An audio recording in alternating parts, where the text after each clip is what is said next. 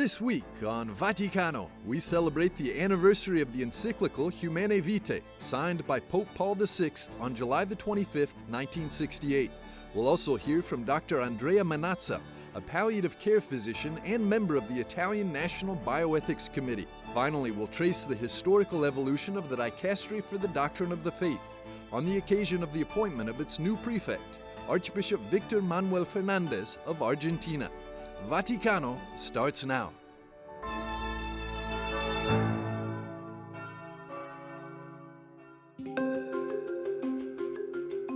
Our update from the Vatican comes as a response to the backdrop of the mixed responses on Ukraine last week, with no proposed timeline for membership agreed to at the NATO summit in Lithuania, but a last-minute G7 declaration of long-term security assurances for Ukraine.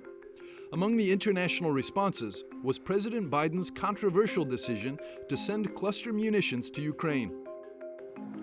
Here at the Vatican, a top diplomat at the Holy See, Secretary for Relations with States, Archbishop Paul Gallagher, who has been in the position since 2014, addressed the conflict in Ukraine and some criticisms of Pope Francis's responses.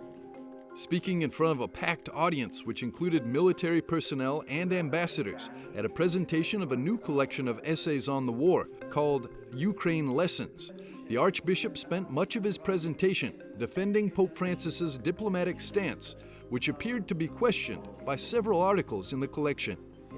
Le parole e I gesti pubblici del Papa. The Pope's public words and gestures are a given, and their interpretation can rightly be given with freedom and discretion. However, interpreting them as empty acts of pacifism and expressions of the theatrical genre of wishful thinking does not do justice to the Holy Father's vision and intention. Non rende giustizia alla visione e all'intenzione del Santo Padre. Archbishop Gallagher added that it was particularly painful to read some references to the Holy Father's position on the war, saying our first duty needs to be representing the truth. The Archbishop acknowledged that some Ukrainians, including religious representatives and government authorities, have been deeply disappointed by some of Pope Francis's statements during the conflict. But he underscored that the Holy See hasn't turned a blind eye to the war crimes committed by the Russian army, nor does it want to equate a victim country with the aggressor. It's important to note that the Holy See has decided to keep an apostolic nunciature in Kiev, a clear choice that demonstrates Christian solidarity with people who are suffering, representing the embrace of the Holy Father to the Ukrainian people that was also communicated by several pastoral visits from cardinals to Ukraine, including Cardinal Zuppi's visit last month, both to Kiev and Moscow.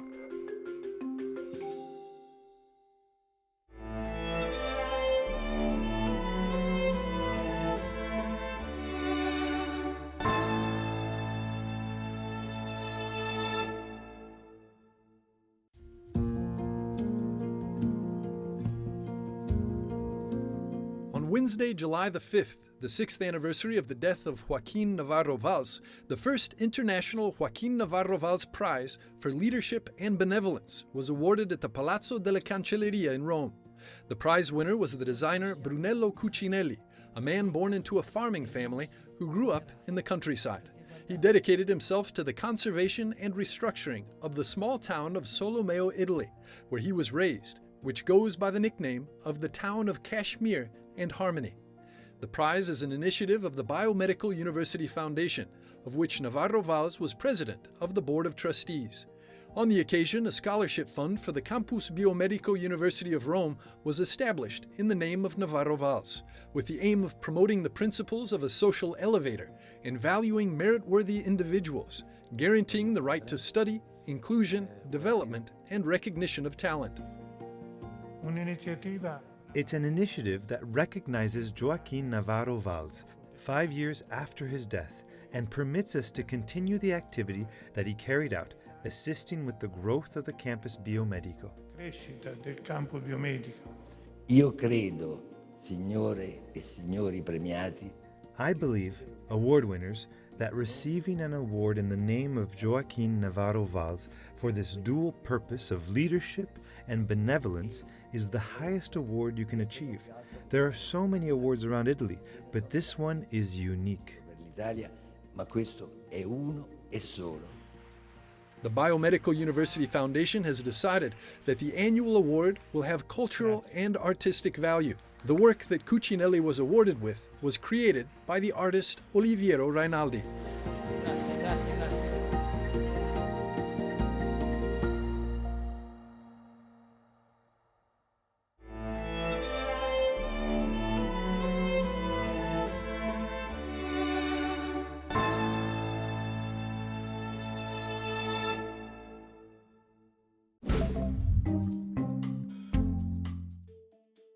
Hello and welcome to this week's Vaticano Update, the most important news from Pope Francis and the Vatican. Pope Francis approved the appointment of the Bishop of Shanghai, who was previously installed by Chinese authorities without the Vatican's approval. Vatican Secretary of State Cardinal Parolin said that the Pope's intention is fundamentally pastoral. Bishop Joseph Shenbin was installed in Shanghai in April in violation of the Holy See's provisional agreement with Beijing on the appointment of bishops. European bishops released a statement on the ethical indefensibility of including a supposed right to abortion in the European Union's Charter of Fundamental Rights. The Commission of the Bishops' Conferences of the European Union argued that respect for the dignity of every human being in every stage of its life, especially in situations of complete vulnerability, is a fundamental principle in a democratic society. Cardinal Matteo Zuppi met U.S. President Joe Biden in Washington to discuss the war in Ukraine. Pope Francis has tasked Cardinal Zuppi to head a mission between Ukraine and Russia for peace. The Cardinal's visit came only weeks after the Biden administration announced it was sending an additional $800 million in weapons to aid Ukraine, including cluster bombs that have been banned by most countries, including the Holy See. Pope Francis appointed 4 new auxiliary bishops of the Archdiocese of Los Angeles, the largest archdiocese in the United States. The Vatican announced that Monsignor Albert Bahuth, Father Matthew Elshoff, Father Brian Nunes, and Father Slavomir Skrzydeka will be consecrated as bishops to assist Archbishop Jose Gomez in leading the more than 4.3 million Catholics in the Archdiocese. The Vatican is granting a plenary indulgence to anyone who participates in the 2 years of Jubilee celebrations of St. Thomas Aquinas, leading up to the 800th anniversary of his birth on January 28, 2025. The indulgence can be obtained by making a pilgrimage to a holy site connected to the Dominican order, to either take part in the Jubilee celebrations or at least devote a suitable time to pious recollection, concluding by praying the Lord's Prayer, reciting the Creed, and invoking the intercession of the Blessed Virgin Mary and St. Thomas Aquinas. Thank you for watching this week's Vaticano Update. Jen Copestake for EWTN Vaticano.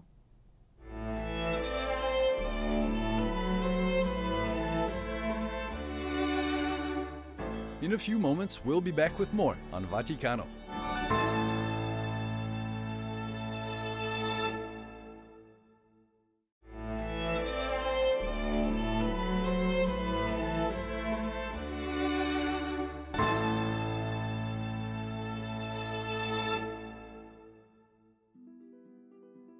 July of 2023 marks 55 years since the publication of Pope St. Paul VI's final encyclical, Humanae Vitae, of Human Life, from 1968. In it, Pope Paul VI upheld Catholic teaching on protecting the right to life. The birth control pill was made commercially available in 1960, and a debate on whether or not it could be used by Catholics, along with natural family planning methods, ensued. At the time, it looked possible that a change could be coming. The publication of Humanae Vitae came as a surprise to some Catholics who had started using contraceptives, leading many to ignore the encyclical. Of 12,000 Catholics across the world, and believe it or not, the average of those Catholics, 78% Catholics worldwide, were not in agreement with the Catholic Church on this teaching. You know, when I started research on these topics, I started in feminism before I did sexual ethics. It didn't occur to me that it could really go to where we are today. The words of Humanae Vitae go beyond birth control. and speak to what it means to love generously and to be human, which is at the heart of current debates on transhumanism and artificial procreation. And it was prophesied not just by Paul VI, but by some of these feminists who talked about the need for women to be freed of procreation. So we are going to have a society where we're creating children without women. And I mean, that kind of a bizarre doctrine, nobody took seriously. Here we are, 20 years later, and that's exactly what's happening.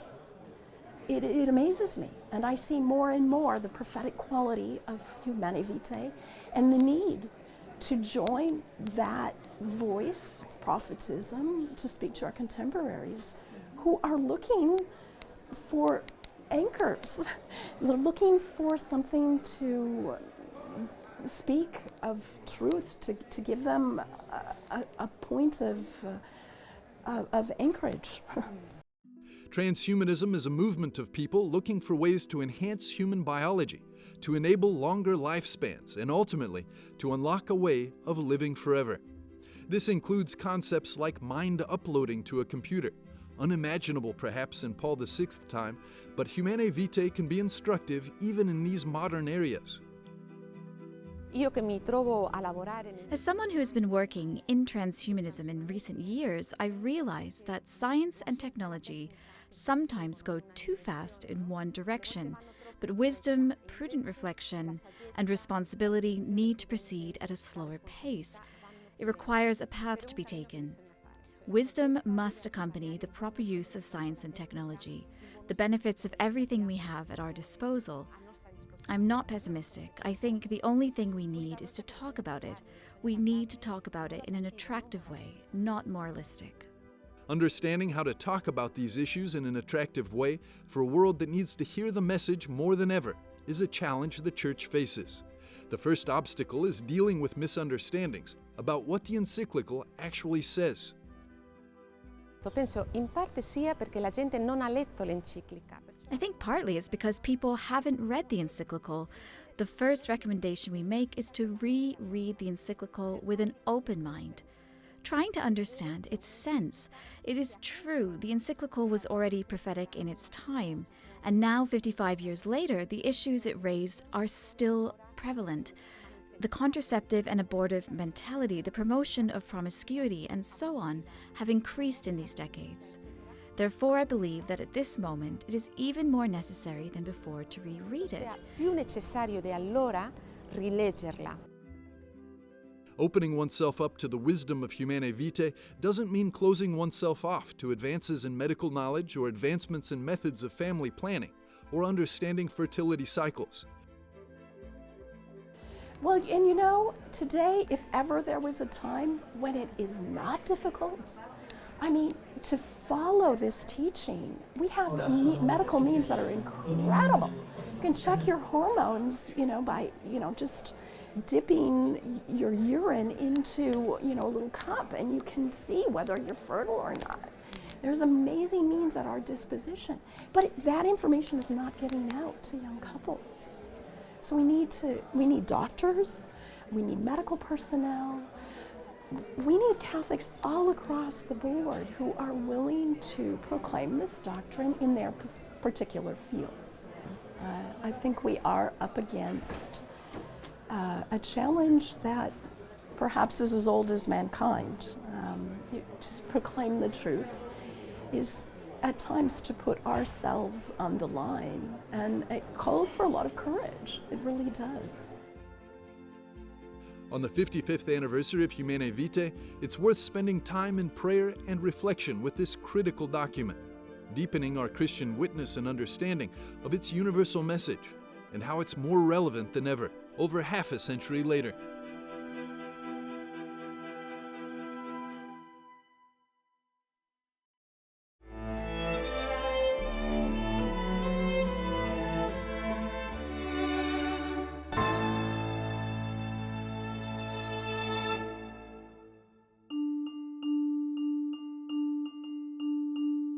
The history of palliative care has millenary roots.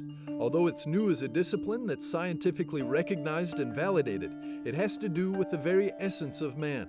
We confront this delicate topic with the wise guidance of Dr. Andrea Manazza, palliative care doctor and member of the team of the new National Committee of Italian Bioethics, appointed directly by the President of Italy's Council of Ministers.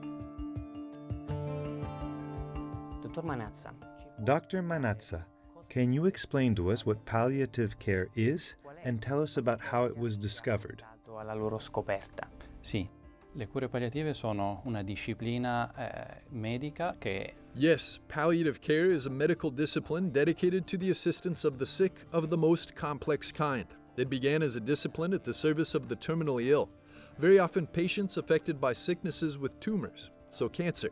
And afterwards, a little bit at a time, it has extended, in the sense that its historical roots date back to the age of the late Empire, when a Roman matron decided to dedicate her money to establish the first so-called hospice.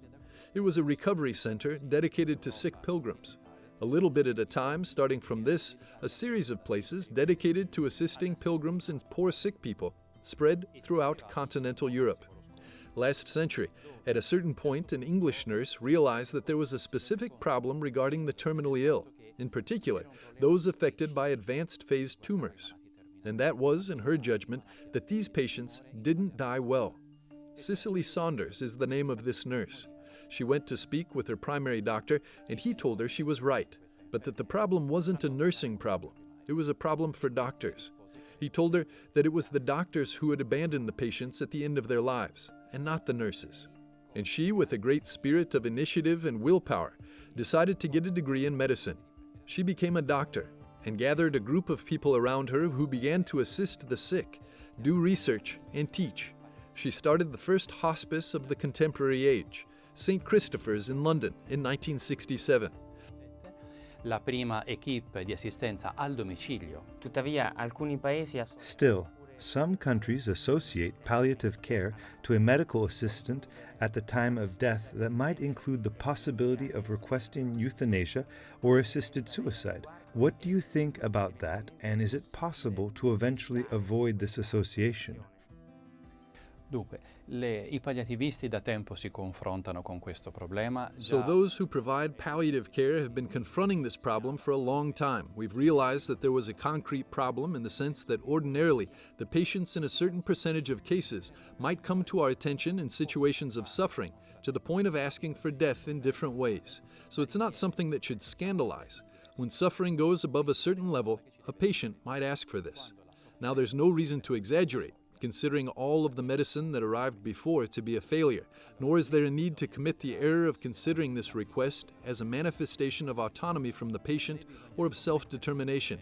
It's a manifestation of fragility, an extreme fragility that puts the patient in a condition to have to ask to stop living because they're no longer able to live as they need to. So there are really very different situations, for each of which it's important to intervene, knowing that it's the manifestation of suffering and that each requires a specific aid, so not a therapeutic abandonment, not less, but more, in quality and quantity, adapting it to the sick person, not imposing one's own vision of reality, trying to enter into their life. So we accept the situation of the patient. We seek to take out all or most of the suffering. We don't propose that we'll take it all away, and you won't feel anything, because that would be a lie. But the objective is that one dies without suffering, and with dignity. Ma la meta è quella, che possa morire senza soffrire con dignità. La Chiesa Cattolica Has the Catholic Church, or better, Christianity, had an important role in spreading the presence or knowledge of palliative care? Diciamo che So beyond the motivation then, there's the commitment of individuals. Throughout the centuries in Europe, there's always been this link between religious motivation and personal commitment. So not only donations, but also the dedication of one's own time and resources. That's where Cicely Saunders comes in. She later did the first experimentation with morphine in a Catholic hospital. As a few years before, Pope Pius XII had clarified once and for all the possibility of using the principle of action and double effect in the treatment of patients. Until then, many Catholic and non-Catholic doctors, without distinction, were concerned about exaggerating the dosage of pharmaceuticals because of the risk of harming the life of the patient. So surely there is an undeniable contribution of Christianity to the birth and development of palliative care. which is nevertheless good clinical practice. That is, it's not a confessional response, but a rational response born thanks to the contribution of the faith. But that must be made available to all. Deve essere resa disponibile a tutti, non imposta, ma resa disponibile a tutti. Dr. Manazza, thank you. A voi.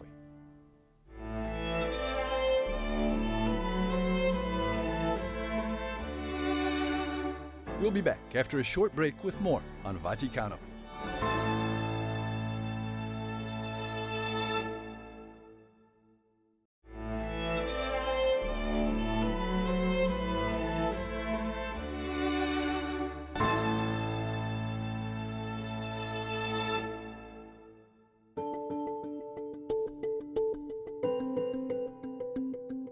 On Saturday, July the 1st, Pope Francis appointed the new prefect of the Dicastery for the Doctrine of the Faith, Archbishop Victor Manuel Fernandez, from La Plata, Argentina. Formerly the president of the Episcopal Commission for Faith and Culture in Argentina, Archbishop Fernandez will officially assume the position of prefect of the Dicastery in mid-September. The dicastery was established in 1542 by Pope Paul III, who created a commission of 6 cardinals with the mission of overseeing matters of faith and preventing the spread of false doctrines. This commission was named the Holy Roman and Universal Inquisition. So when we talk about the Inquisition, we have the Roman Inquisition, of course, was established by Pope Paul III, but we also have several other inquisitions that took place, and this has led to a great deal of misinformation and misunderstanding, and actually direct misrepresentation of what the work of the Inquisition actually was. We had the medieval Inquisition that was established to help root out heresy, in particular the Albigensian heresy and the Cathars. That was succeeded in some ways by the Roman Inquisition in the 16th century. And then we have the somewhat unique institution of the Spanish Inquisition that was established under the Spanish monarchy after what's called the Reconquista, or the reconquering of Spain from the Moors. The Spanish Inquisition, contrary to what has often been said historically, was not under the control of the papacy, but really was an institution of the Spanish crown. Only after the reform of the Curia by Pope Sixtus V in 1588 did the activity of the Inquisition, also known as the Holy Office, extend to everything that could concern faith and morality. All of the institutions, but especially the Spanish Inquisition, have been subject to what's known as the Black Legend. And what that is this series of propaganda ideas perpetrated, in particular by the Protestants, but also even in modern times by those who dislike the Church, that somehow the Inquisition was responsible for the death and trials and executions and torture of millions of people, sometimes hundreds of thousands of people, for example, was a claim made about the Spanish Inquisition. What we know is that historically the numbers were significantly lower than that. It's a matter of historical record, because the Spanish Inquisition was very good at very detailed records. Now, should that have been an activity on the part of the Church? Absolutely not. In contemporary times, this congregation has changed its name several times. In 1908, Pope St. Pius X reorganized the congregation once again, changing its old name to the Sacred Congregation of the Holy Office. In 1965, Pope St. Paul VI changed its name to the Sacred Congregation for the Doctrine of the Faith, updating the methods used for the examination of doctrines. In 1988, Pope St. John Paul II, through the Constitution Pastor Bonus, decided to reform the entire Roman Curia, giving a new structure and competencies to the Congregation for the Doctrine of the Faith. Finally, Pope Francis, with the Apostolic Constitution Predicate Evangelium, on March the 19th, 2022, modified the denomination and internal structure of the Congregation for the Doctrine of the Faith, changing its name to the Dicastery for the Doctrine of the Faith. Well, Cardinal Joseph Ratzinger, at the time of his arrival in 1981 as head of the congregation, then Congregation for the Doctrine of the Faith, was a very important moment, not just in the pontificate of John Paul II, but also in the life of the modern church. Ratzinger understood two things that were very, very important. The first was that in his role as prefect, he was overseeing a congregation that had as its function a positive and a negative side. On the positive side, it was to help articulate, to advance the teachings and understanding of the faith. The negative side, it was also to safeguard the teachings of the faith. But the other lasting legacy of Joseph Ratzinger as this prefect for the Congregation for the Doctrine of the Faith was how he pushed consistently and for years to guide the Church's response to the clergy sexual abuse crisis. It was largely through his influence that the cases were essentially brought under the umbrella of the Congregation for the Doctrine of the Faith, and so much of the progress that followed in those years in the late time of St. John Paul II's pontificate and then into his own pontificate, we can trace directly to the work of Joseph Ratzinger as the prefect for the Congregation for the Doctrine of the Faith.